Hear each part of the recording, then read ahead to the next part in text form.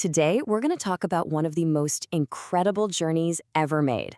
It's the story of a man whose adventure literally changed the map of the known world. His name, Marco Polo. And trust me, his story is one for the ages. So, let me ask you a question. Who do you think was the world's greatest traveler? It's a tough one, for sure. But there's one name that almost always comes up.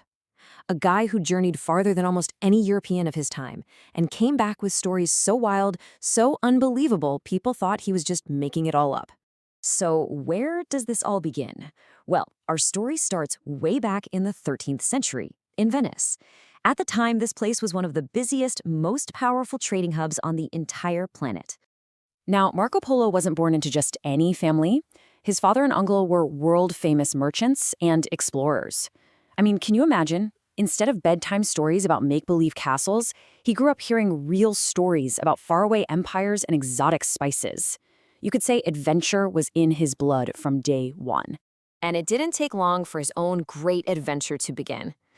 When he was just 17 years old, he joined his father and uncle on a journey along the legendary Silk Road, a route that led straight into the heart of a mysterious and powerful empire in the East.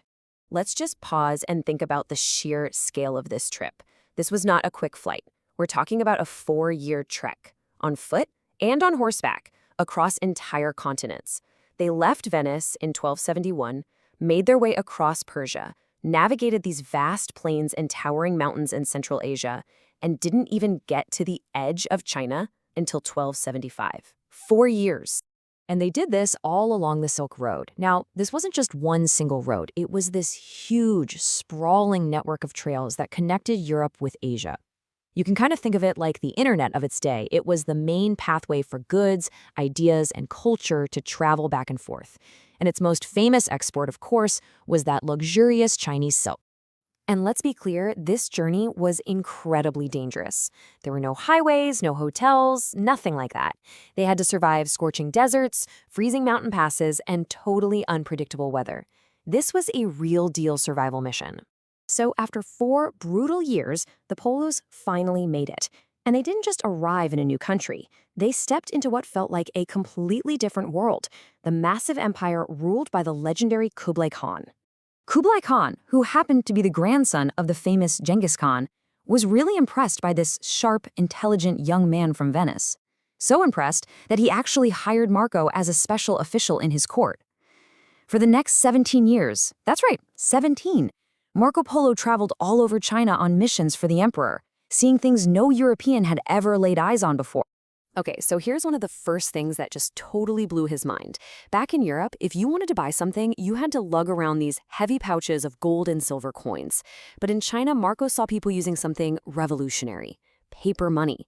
Just a simple, lightweight piece of paper that was valuable only because the emperor said it was. This was a game changer, allowing for huge amounts of trade to happen fast, fueling an economy way more advanced than anything back home. And the mind-blowing innovations didn't stop there. In Europe, the main source of fuel was wood. Pretty simple. But in China, Marco saw them digging up and burning these black stones, what we now know as coal. And this was huge, because this new fuel burned way hotter and longer than wood, making it possible to produce things like iron on a massive scale. It was literally the engine powering a massive industrial economy. And the list of incredible things just went on and on. He saw a postal system so fast it could get a message across the entire empire in just a few days. He saw enormous ships built with waterproof sections so they wouldn't sink. The cities were bigger, cleaner, and more organized than anything in Europe, complete with parks. And of course, there was silk everywhere and exotic spices like ginger and cinnamon. Everywhere Marco looked, he was just astounded. But after 17 years, the adventure had to come to an end. The Polos were homesick. Their journey back, though, would be just as dangerous as their arrival, and it would lead to a really unexpected twist, one that made sure Marco's story would never be forgotten.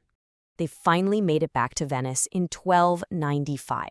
Think about that, a full 24 years after they first left. The trip home was a dangerous sea voyage that took 3 long years. When they arrived, they were so ragged and had changed so much that, at first, their own family didn't even recognize them. So when Marco started telling people his stories, about paper money, burning rocks, a postal system faster than anything they could imagine. They just didn't believe him. His tales were so fantastic, so far beyond what any European could possibly imagine, that they gave him a nickname, Il Milione, which basically means the man of a million lies. But here's the big question that historians have debated for centuries. Were they really lies? Or was the world he described just too advanced for anyone in Europe to even comprehend? So let's look at the evidence. The skeptics point out that he never mentioned the Great Wall or the Chinese tradition of tea drinking. But on the other hand, his supporters point out that his descriptions of paper money, coal, and the postal system were perfectly accurate. Today, most historians agree that while he might have exaggerated a few things or misremembered some details, it was 24 years. The core of his story is absolutely true. So how did the stories of a man nobody believed end up changing the entire world? Well, it all comes down to a book, and that book was written in the most unlikely of places, a prison cell.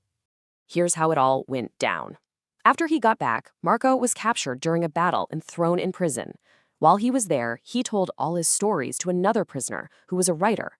The result was a book called The Travels of Marco Polo. In a time before printing presses, that book was copied by hand, and it spread like wildfire across Europe. It fired up the imaginations of a new generation of explorers, including a guy named Christopher Columbus, who were all inspired to seek out the riches of the East for themselves. So in the end, Marco Polo's book was so much more than just a travel diary. It was Europe's first detailed peek inside the incredible, advanced civilization of China. It shattered old myths about what the world looked like and helped kick off the Age of Discovery, which would eventually connect all the continents on the globe. Marco Polo's story really proves that one person's curiosity can completely change the course of history. It really makes you wonder, doesn't it? From the deepest parts of our oceans to the farthest reaches of space, what parts of our world are still out there, just waiting for their own Marco Polo to come and explore them?